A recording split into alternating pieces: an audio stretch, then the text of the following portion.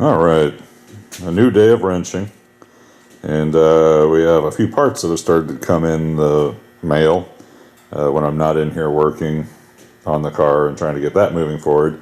I can at least be online researching and trying to find some parts, and found a place called Buick Automotive, and I got sent a catalog with the parts that they sent, and that was kind of nice. I didn't know they were going to do that, but Buick Automotive, they kind of specialize, it looks like, in a lot of Buick restoration parts. They got a whole lot of trim pieces and specialty odds and end pieces for Buick and Oldsmobile and lots of cars. So that was nice that they sent their catalog.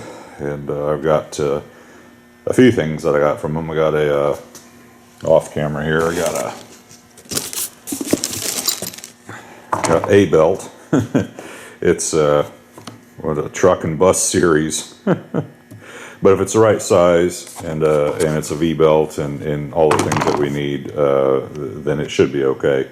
Hopefully it's the right size belt and that isn't a problem. And I also got some, those are front stabilizer links. So got all those ordered at the same time. And hopefully today I can get these put on the car. So let's jump in. Well, unfortunately, it looks like these are a fine thread nut, and I don't have any of those in my arsenal, so that'll be a trip into the store today, probably to get some. I'll probably go ahead and get a lot of fine thread nuts here today, actually, an assortment. No biggie, we'll just move on to the next thing. How about we get that fan belt on? Fan belt here should be pretty darn easy. It's pretty standard like you see on most cars. I got actually 3 bolts here. There's one right here. One more down here, sliding down here on this bracket. And I won't be able to show it on here, but there's a third one underneath that pulley there off of the generator that you just can't see. It's completely crudted over with oil and dirt and gunk. Yeah, I'll have to clean that off entirely. But just three nuts there. You just loosen them up there, and I should be able to then push this generator towards the block, put some slack on it, and it looks to me like I'll be able to just loop this belt right off of it. Let's hope so. There I am on the underside. There's a better view of that bolt right there. The lighting's not so awesome here, but I'll zero in on it right there. It's right there. Super easy to get to. I'll be able to clean that no problem. I guess it's worth showing because take trying to replace the fan belt or a serpentine belt on my Caprice requires removing a shroud. It has about 8 bolts on it. If it's a serpentine belt on it, then you're even in worse luck on the 95 Caprice, because you have to not only thread it through a maze, but there's another bracket separate that it passes through that you have to remove just to be able to get to it. So what a pleasure to be able to just crawl underneath here and start getting to nuts and bolts and work on them and be able to clean them. That was what I had hoped it would be like to work on a older car like this, and it's coming true. Hooray. Well, not too bad. Took me longer to clean it and videotape it than it did to loosen up the bolts, plus I had to do one more back here on the other side of the bracket, but now we've got a little bit of up and down swing and play in the generator here. Let's see if I can't get this pushed down here and get that belt looped off of there. Oh, she's starting to come. All right.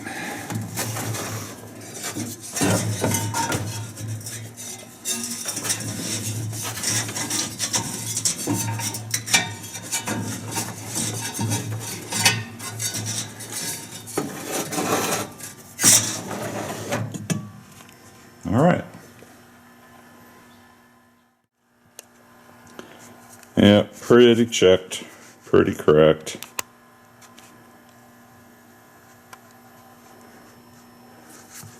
And of course, there's one section here that's just, you know, outright thrashed and gone. So let's go lay it down to our new belt and hope that we got about the same size and shape. Well, new belt is about the right circumference around. It is a little wider than the one that was on there. I got a little bit of a gator teeth action going on there. But anyway, let's see if we can get it put on there and tighten back up. Alright, new belt on, seems to fit okay. It's a little stiff yet, so I may run it for a while, and then once it's been heated up and run for a bit and relaxed, then I'll probably come back and retighten things just to snug them up a little bit more, but that was painless. There's certainly worse things going on in the car than what I'm about to work on, but since I was on the website and they were right there, I went ahead and fired off an order here for these stabilizer link grommets. They're looking almost identical to actually what I've replaced at least once on the Caprice, where these stabilizer links go in there in the front suspension, and the bushings that I see on the car right now look pretty shot, and this spacer looks a little dubious as well. They tend to rust out and get split, and it's not really too difficult to replace them, so I went ahead and ordered them, and we'll get those replaced on the car here. And here we are under the driver front, and you can see them better right here. This is pretty typical actually of how this rusts out, and that spacer I was talking about begins to split. And of course the grommets are old and the rubber's dead, and it looks like it's pretty much, it's actually not as bad as what it can be. On my Caprice, my spacer had absolutely disappeared, and every time I would hit a hard bump I would hear like someone was clinging cymbals underneath there, and that's because these retainers had fallen, the top one all the way down. It was just going ching, ching, ching, ching, ching every time I hit a bump. So that was the first time I'd experienced a complete loss or failure of a stabilizer. But anyway, there's a nut here on the bottom. You just take that nut out, the whole thing slides out, and you just kind of sandwich it all together with retainer on top, grommet, spacer, and down. And you tighten it up, and actually until the nut can't go any further, and that's the end of the travel, and that's supposed to be tightened properly. Bottom cleaned up, and now cleaning up the top. I think we'll see this thing a whole lot over the next several weeks. But anyway, little 9/16 bolt on there, no big deal. Just clean it up. I'll get a wrench on the other end of it here, and I should have this off in no time. Well, you'd like things to go a little more straightforward than that, but sometimes you just have to twist off the nut. It's too rusted up on top there. It was the entire thing is just kind of breaking off in one giant horrid piece here, so we'll just take it out and bend that back and lift it up through the top. But that's how old and rusted they get. I must be feeling my Wheaties. I was able to push that stabilizer bar hard enough to just lift the whole thing up and out of it, so oh well, however you get there, it don't matter, just as long as it comes out. Well, nothing's ever easy, so I'm just screwdriver priving this spacer off of here, and then I'll be able to drop those links down and finally take this old rusted piece out. There we go. Put a screwdriver in there and just twisted and twisted and twisted, and was able to pop that old retainer spacer off of there, and now everything just comes out. Time for new. Well, I thought about it for a minute, and I guess while I've got the pressure off of the stabilizer here and the torsion bar, because the other side's disconnected, I might as well do this one because it'll probably be easier to get off. Then we'll hook everything back up again. This one doesn't seem to be as badly rusted. Yeah, on this one here, the top nut rounded off, so I can't get any bites. So, hello, Mr. Sawzall. We'll just take care of it that way. I think if I worked in a shop, this would be the way I would start every single stabilizer bar. Pretty straightforward to pull these guys out now. And if I was going to do it again one time, I'd actually get, if I could, while it was still in the car, I would get my screwdriver in here and take this guy off even before I cut. Because it's coming off okay, but it'd be probably even easier to take it off while it was still firmly on the car, and you could split it easier with your screwdriver. It's coming off pretty easy though. So these go together dry, there's no lube, and you use these, there's different sides on these grommets, and this side here is to help you center the grommet on your piece when you're putting it all together. So that part, centering part, goes towards the hole there when you're assembling. So you just get your apparatus and your sandwich kind of put together while it's loose, and you can lift it up, and then there's usually enough play that you can, with a little bit of fuss, get it kind of put over the hole, get it all started, and then you can finish your sandwich, push that through. And we'll just button it all up here. Not too bad.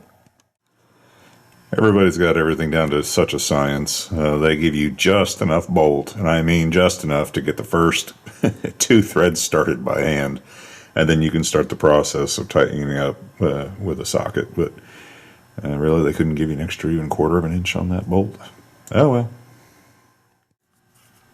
All right, there they are on, and you run the nuts up until the point where they run about out of thread length. At least that's what they says to do in the shop manual. So that bottom one there is pretty bulbous, pretty tight.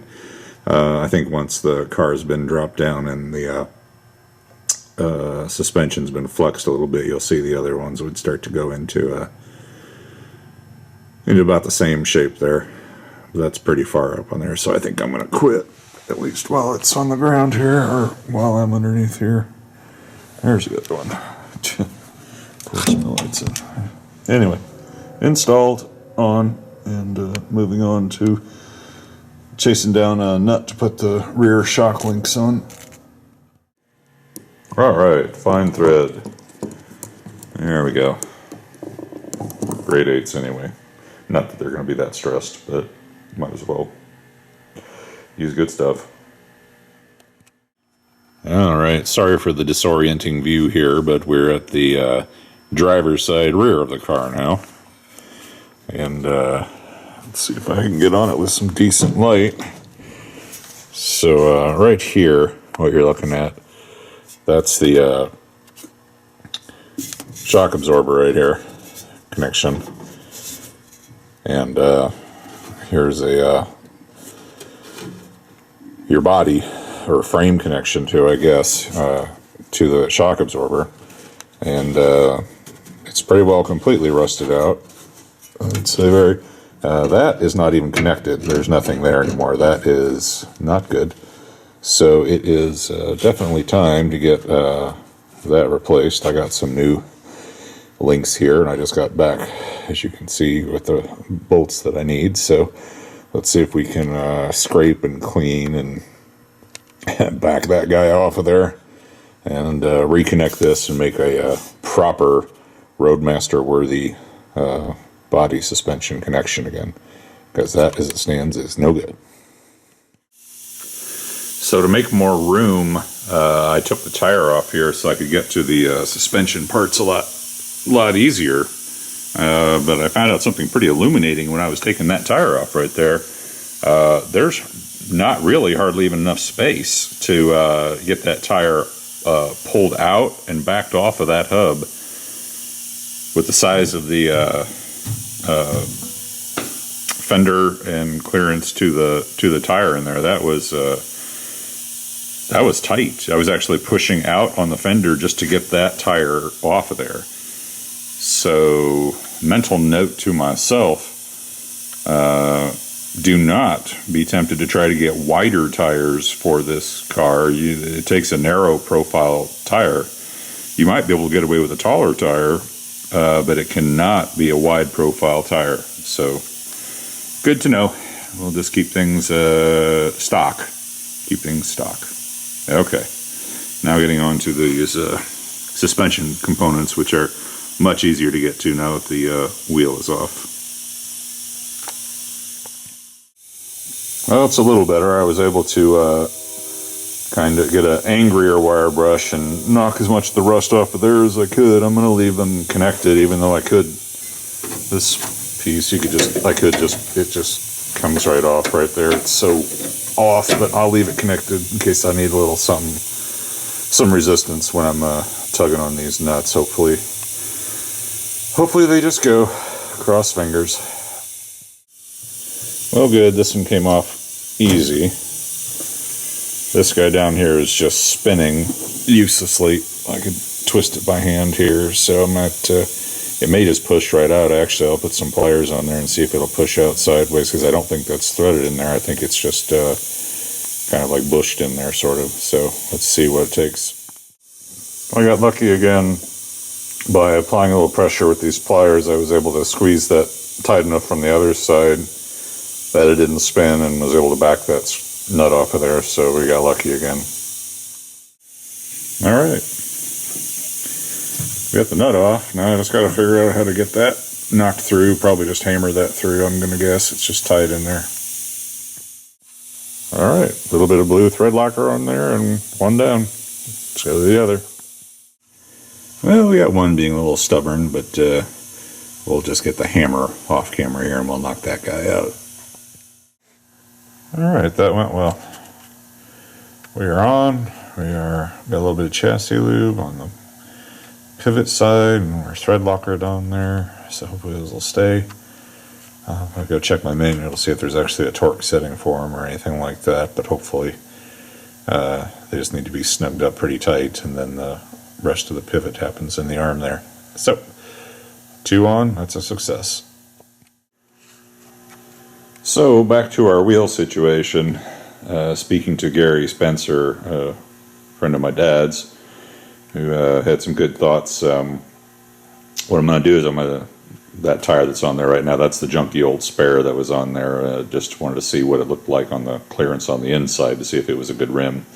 It's, interestingly enough, it does make it, but it's not exactly ideal spacing either, so I'm just don't know exactly what rims are going to wind up going on the car. But anyway, he had a good idea. He's just like, well, take the tightest one, or the one that doesn't work up front, and just put it on the rear, because there's no suspension parts on the rear, and just kind of get by for a little bit. And you can take one of the other tires and see if you can get a couple of them on the front that have good clearance. And that was good sage advice, and I think that's what I'm going to do. So let's do some tire maneuvering here and see if we can't get a couple of excellent fitting tires on the front and some mediocre fitting ones on the rear, and be able to possibly drop this car and do some transmission tests and some other stuff. Alright, let's start her up and see if we can get that fan belt loosened up, and maybe I'll do another adjustment on it after it's been running here for a bit.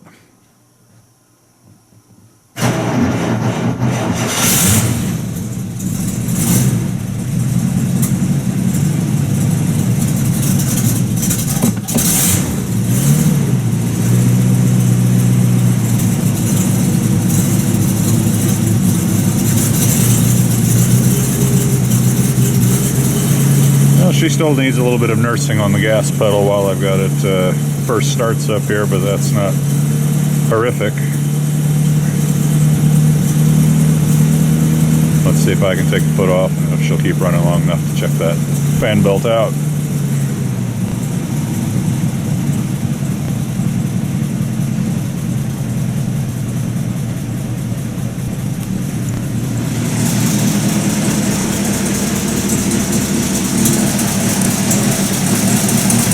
Well, Gary did say she is a slow idler, not exactly fast.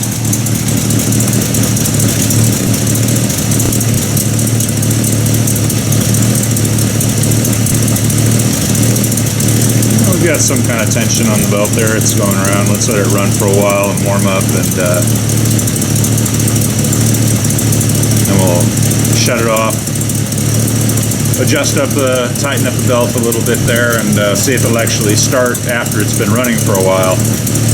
I haven't really tested that out very much, so it would be a shame to get out somewhere, stop and get gas or do something, and then have a heck of a time getting started up again. So let's find out first where we're find out easy how it's running.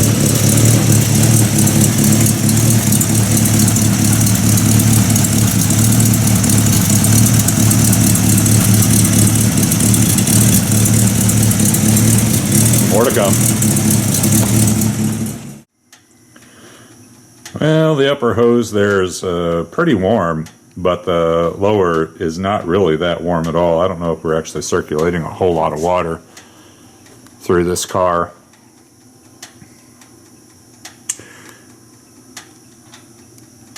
Then again, they can be pretty cold-blooded. I don't know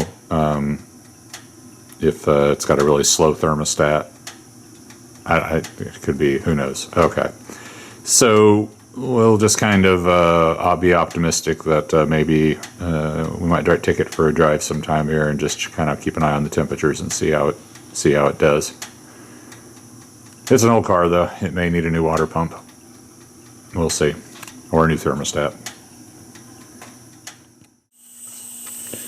Well, this is encouraging because we actually have the car back off of jack stands on the ground like it ought to be. And it's ran for 20 minutes, and though it's a little cold-blooded and I haven't done any tuning with it, it's even still able to run and even smooths out a little bit, of course, after it's been running for about 5 minutes or so. We got air in all the tires. I put the hubcaps back on just because I can't stand looking at those god-awful rims. At least they aren't rubbing against the tie rods anymore, because we were able to flip those tires around and find a pair to go up front that didn't rub. So I think we're kind of at the point now where we need to go ahead and see if I can start it back up after it's been warmed up, and do a little bit of testing on the transmission just to see if we have proper fluid levels in there. And if that works, then I'll probably put on some cleaner clothes so I don't grease up the interior of the car, and we'll put it through forward and reverse and kind of do this here in the driveway in case I get stuck and we have to push her back in, and who knows, maybe we'll even go for a little ride today. We'll see. All right, I'm cleaned up a little bit here so I don't grease up anything in the interior. Let's see if we can get her started up. This is kind of like a lukewarm start, or it was warm, and let's see how it does, and then we'll start checking our transmission fluid dipstick and see what we got going on there.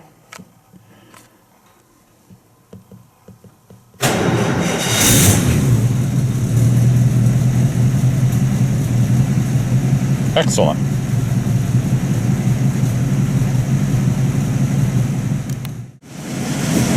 Well, I'm not sure if there's really much to be said about this. There's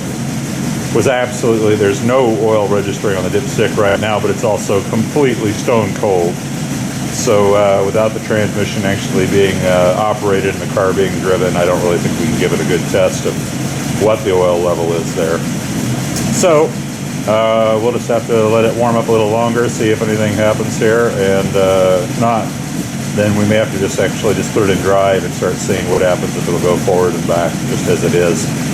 Maybe go drive around a little bit and warm it up, and then we'll see what happens. Well, darn. After, I don't know, probably half hour total idling, probably only 10 minutes at a run there actually when I just started it up, I heard a sound from out underneath there, and we're throwing a bunch of antifreeze out there, so we've got some kind of a leak somewhere.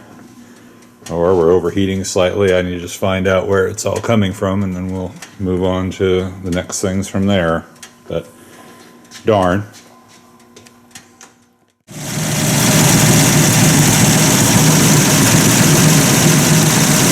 It's a little steamy coming out of there.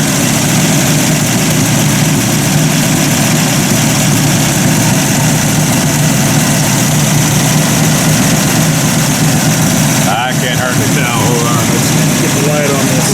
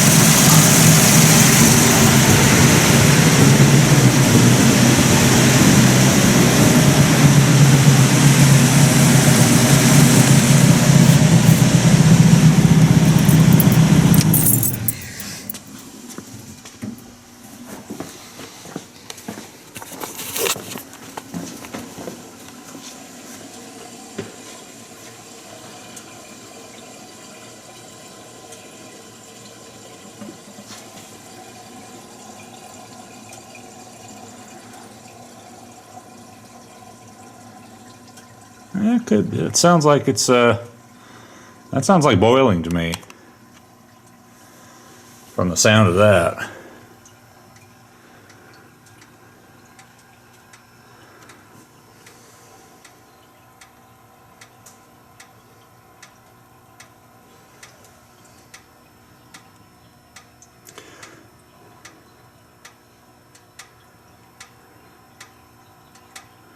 I couldn't really see any flow through that radiator to speak of.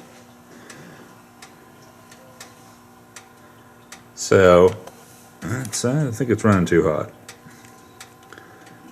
More to come. Well, it was a day of highs and lows. Got fan belt installed. We got the links installed. We got the rear shock connections and the front stabilizers. That all went well. But we're definitely, I think, running hot.